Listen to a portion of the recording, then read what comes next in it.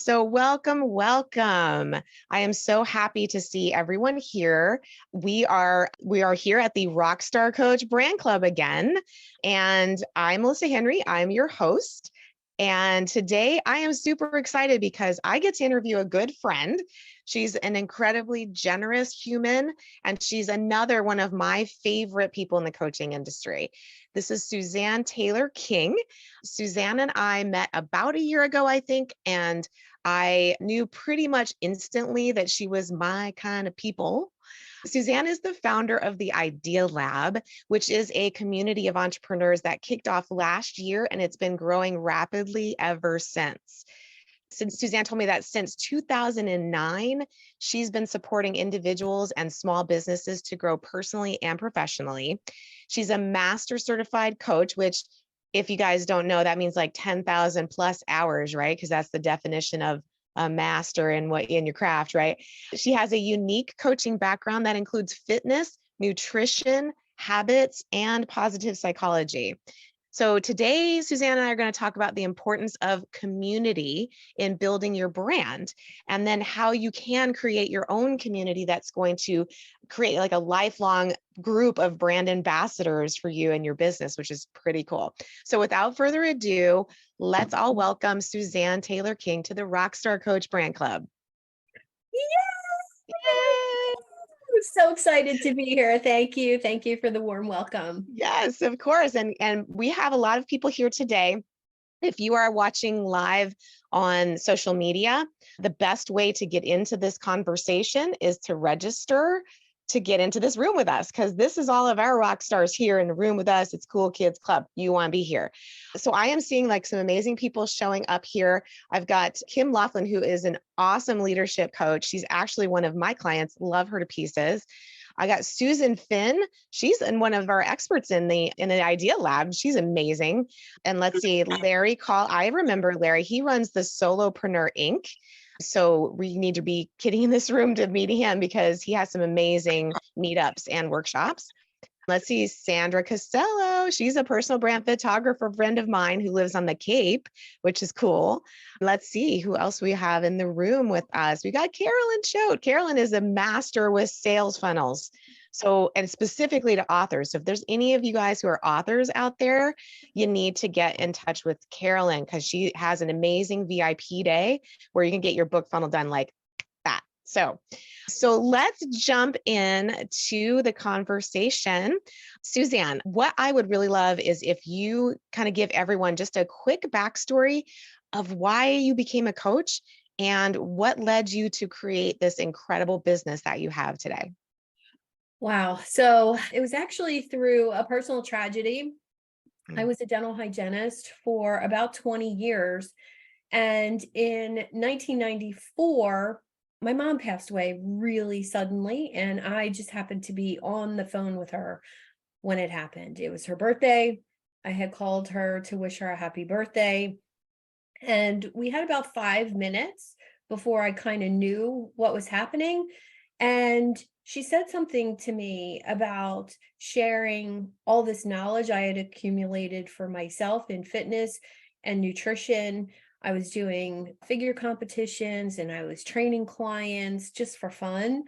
And she said, it's a shame not to share that with more people. And that really, really obviously stuck with me. And I started doing some consulting while I was still a dental hygienist. So it was really about finding what I loved to do rather than just the paycheck. Wow. Wow. So this is kind of like, an homage to your mom. Yeah. That's Yeah, it amazing. really, she was so brilliant and so talented and really felt limited by the time that she was born in, as far as becoming a doctor or, she really would have been an amazing doctor. Mm. Um, but that wasn't an option for her when she graduated from high school. And I think seeing me go for bigger things really, really made her happy because she wasn't able to do that for herself. Yeah, my mom was similar, and she always had a fascination with all kinds of things that she thought were beyond her. So like, I don't know what it was, but like she thought the CIA or the FBI was like a really cool job to be, like a great place to go and have a job. And I just remember her getting so excited when I moved to DC, and she's like, "Are you going to be in the CIA?" I'm like, "Nope." Not really. Yeah. At the time I was like, I'm just going to be an accountant. Not, no offense to all the accountants out there, but it wasn't CIA, right? Yeah. Yeah. So we teased out this show to everyone with a concept of how community will rock your brand. Mhm. And I want to start by asking you why you think this is an important topic specifically for coaches and consultants right now, because I'm not sure that and here's the thing, we're going to get into this even more. Community is different. And we're going to talk about a different perspective here, different than just a Facebook group. So that's why we're here today, is to learn about that. So why don't you go with that? Why is this important for coaches and consultants? Well, I think in this day and age, even more so than 10 years ago when I came into the online space, we're working from home, we're feeling a little isolated. It's a way to feel connected to other people who do what you do or something similar. My community is for entrepreneurs, but I have a smaller community just for coaches. And I can't tell you how many people ask and say, well, why would you create a community of people just like you, like the whole competition thing? And I'm like, no, it's so much deeper than that. And this is about having those conversations with other people who do what you do that actually increase your brand, increase your just knowledge base. We can't know everything. So, being in the same room with people who do what you do just ups your value so much as soon as you wrap your head around the letting go of the competition idea. Yeah, well, I think too, and I know you and I have talked about this. There's a book, if you guys haven't read this book, I think it's pretty valuable. It's called Belonging to the Brand. It's fairly new. And I just got through it just recently. In fact, because I do a lot of Audible books, I feel like that's like a super fast way for me to download this information into my brain. But one of the things they talk about is that that's that letting go of some of the control. And I know this isn't something that you and I talked about, but I love to hear your opinion on that, because as you create this community, you don't want to be, you've even mentioned this before, you don't want to be like the sage on the stage kind of thing, right? The guru. That's not a community. That's like a lecture, right? So how are you embracing that idea of letting go when it comes to the community building part of this? Well, I definitely struggled with that in the beginning, of the online community building, whether it was on Facebook or, even a small little mastermind group that I kind of curated from my Instagram followers. It was at the beginning, I thought I needed to do all of the talking, all of the teaching, all of the learning, all of the rules, and it was super controlled. And I would say by embracing the not lack of rules, there's guidelines, but by partnering with others in the creation of it. Now, of course, there was lots of polls and lots of surveys and lots of asking questions, from people in other communities, like, what do you like, what do you don't like, what's the best part of being in this community, including all the ones that I was in. And it was really a 2-year period for me of information gathering. Mm-hmm. And I immediately decided that I didn't want to do this alone. So that is huge for most people building a community. It feels scary to, partner up or do it with other people, or, there's a limiting belief there.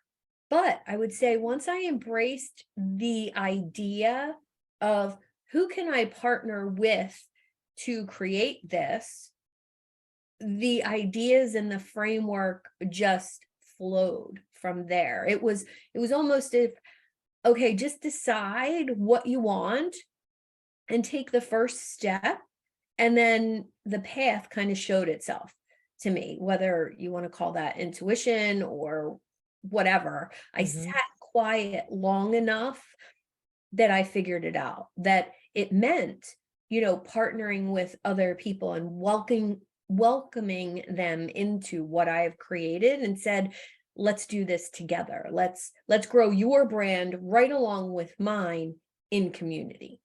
Oh my gosh, I know, and I think that that's really incredible because I agree with you. I really do think that there's a part of us where it's like, well, gosh, if we invite someone into this, all kinds of like risk will come, like, oh my God, what's the risk there?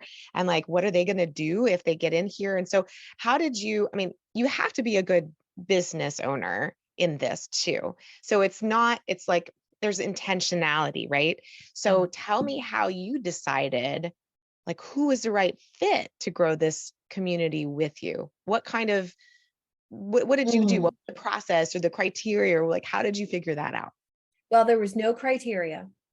There was no, number of followers, number of years in business, n- you know, people on your email list. So many times you go to be on somebody's podcast and they're like, well, you can't be on my podcast unless you have 5,000 people on your email list. And I think, do you have 5,000 people? Right. So I think there was none of that involved for me. And it was strictly, what type of person am I going for? I'm going for that go-giver mentality. That was Mhm. number one.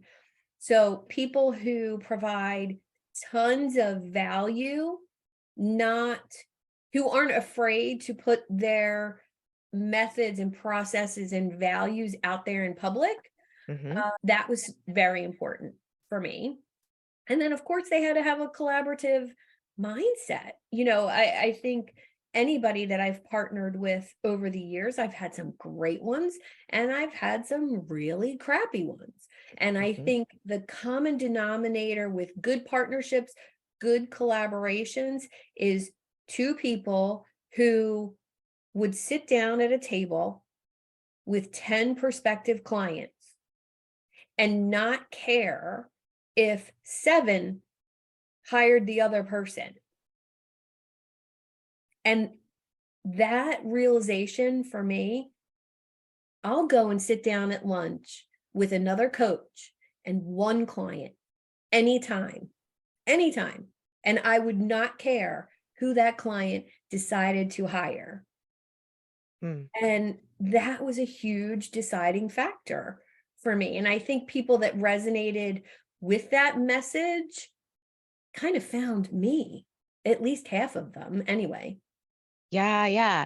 Well, and that's just a testimony to your brand, right? I mean, that's what you talk about, that's how you show up, all of those things, and you have that energy that comes forth that screams that I listen, I'm a Thank collaborator. I am yes, I am not a competitor of yours.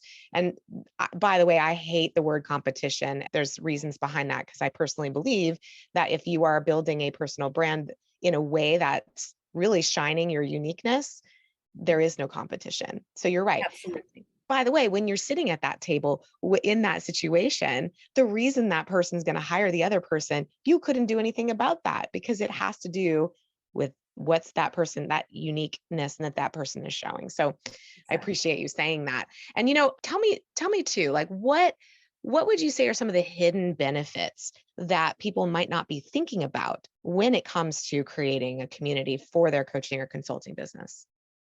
Oh gosh. Well, number one for me is a sense of belonging to a group. Even though it's my community, I feel like I'm a member just like everybody else. So I think that's really amazing to show up in a place, give and receive extreme value from everybody that's there. And I think, second, it would be a place for me to show up more powerfully than I do on social media. So within my community, there's so much I can offer that I can't do on social media. And I think that's a big driver for me because it's fun. It's almost like playtime for me.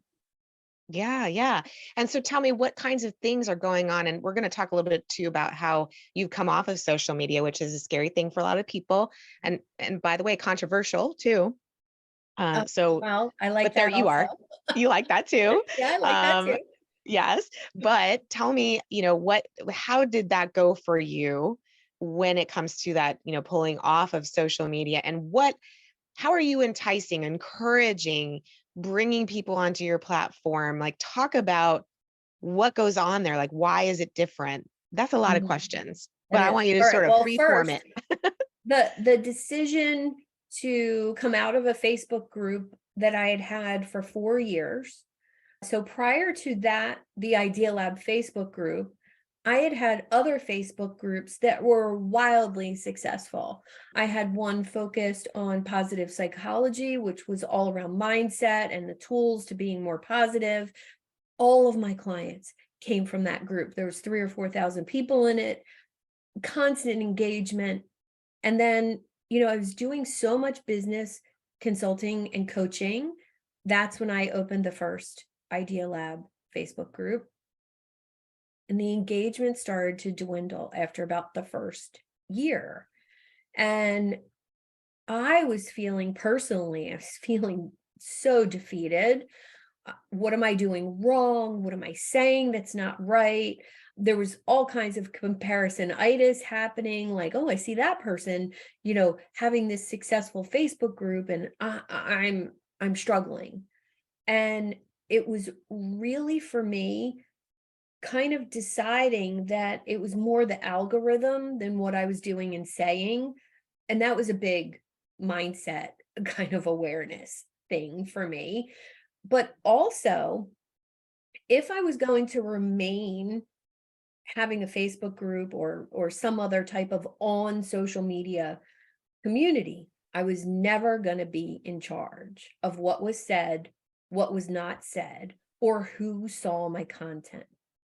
And I thought, hmm, I don't want someone else in control of that.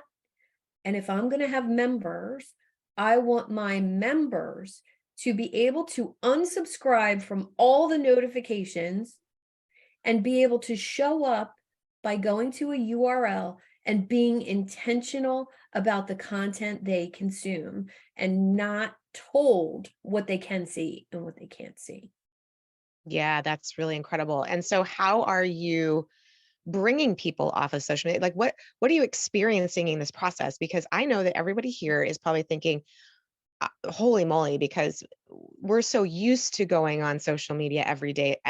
You probably have your LinkedIn open, your Facebook open all day long, Yeah. but and then people are like, well, God, it's another platform. Why would I do that?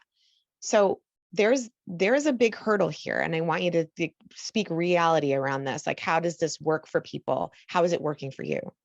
Well, I would say number one, letting go of quantity of people and settling in on quality Okay. was my first hurdle to go from having an 800 person Facebook group to a 200 member community.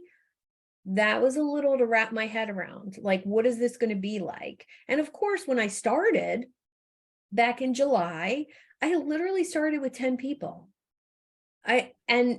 So I had to be okay with that. I had to say 10 people that matter is better than 800 who aren't listening, who don't care, who aren't engaged.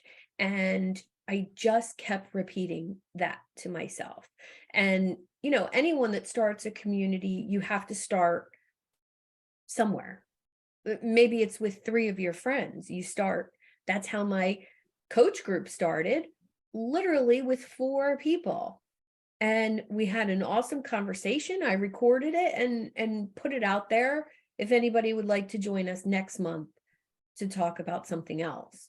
And 18 months later, I have 1,200 of those ideal clients on my email list, and numerous ones as clients, a mastermind group full of coaches. But it's a longer game than, doing an ad or, pushing out paid content.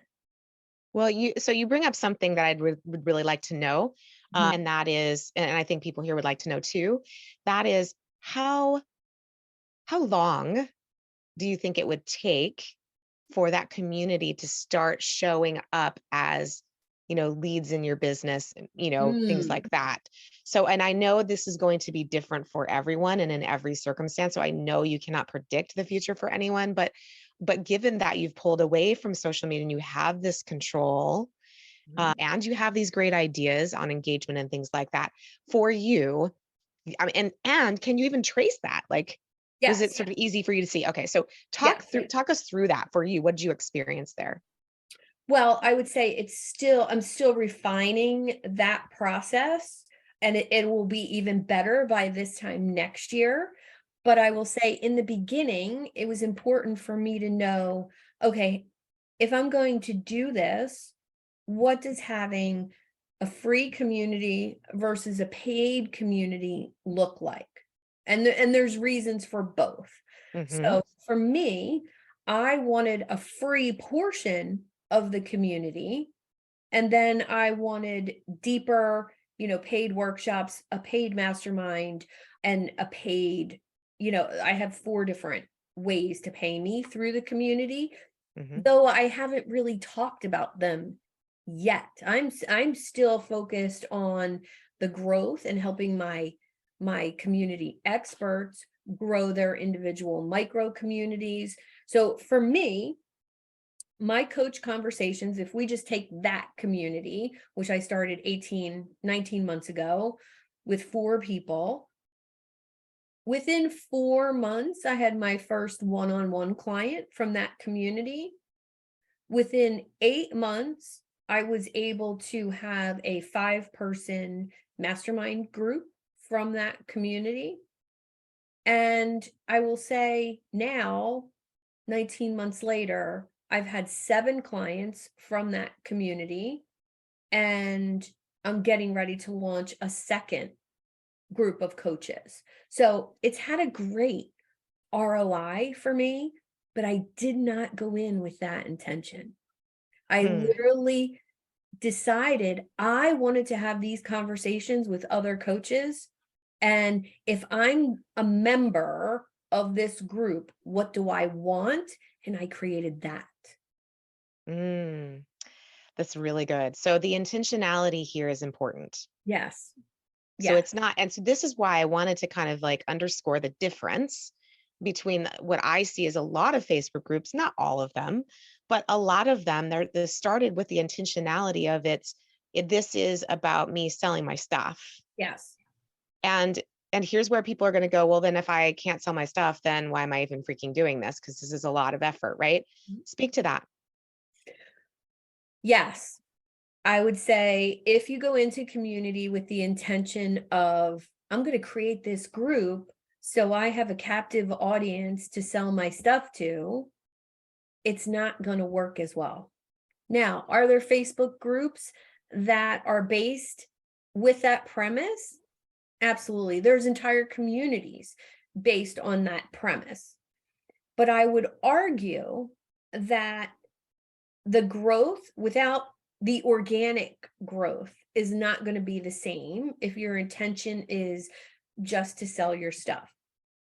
I know every single person in this room has joined a Facebook community and instantly gotten a direct message about scheduling a call, has maybe even gotten a text message or connection request, and their DMs flooded with questions about their business or their mindset or their health, whatever that Facebook group is about. And gosh, it just happened to me so many times. I didn't want to answer questions about my business. I just want to see the value that you're bringing to the table. That's why I joined your group. And instead, you're bombarded with a sales message. So I thought, how do I do that? How do I have a community, invite people, and allow them to see the value that's on the table, whether it's from me or anyone else in the community? So I I love being a rock star. Like, don't get me wrong, love it. but I am not the guru in my community, nor do I want to be. I want to bring people together. So I think maybe because I have some other revenue streams, it wasn't as important for me to derive an income right away from this. I just wanted to create something that I wanted to participate in, if that Mhm. makes sense. It does. And I'm going to take that just a step further and say this. I do think that community can bring business to you. Mhm. I think what you just said was the important difference here. So that is, not going into this with that being the sole intention. I Mhm. still think that part of that intention should be there, because otherwise, taking this from a business perspective, if you're not doing this as part of your strategy, then I don't think it's, unless you just have a lot of extra time and you really want to devote that to it, fine. But my opinion is that when you go into this, definitely have some of that being your intentionality, but not in the way that you just described. So here's how it, to me, it shows up differently. It shows up in the way that when you come into that community, you provide value, just like you said. You show up as authentically you, and you help people. Mhm. And in so doing, you build brand awareness. That's where that comes from. You can then start saying, hey, by the way, if you want to go further, here's what I've got. If that's right for you, then let's get on a call and talk about it. But we're not in your DMs and constantly asking for calls or any of that. Definitely sell your stuff, but do it in a way that's in alignment with who you really are. That's what feels good to me.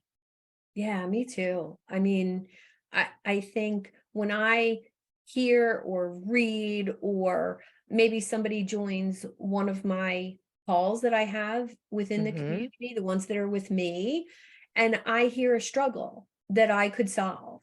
Yeah. And sometimes I could solve that struggle with, just a workshop I've done in the past, or a PDF that I have, or some sort of other resource, and I just send it to the person with no strings attached.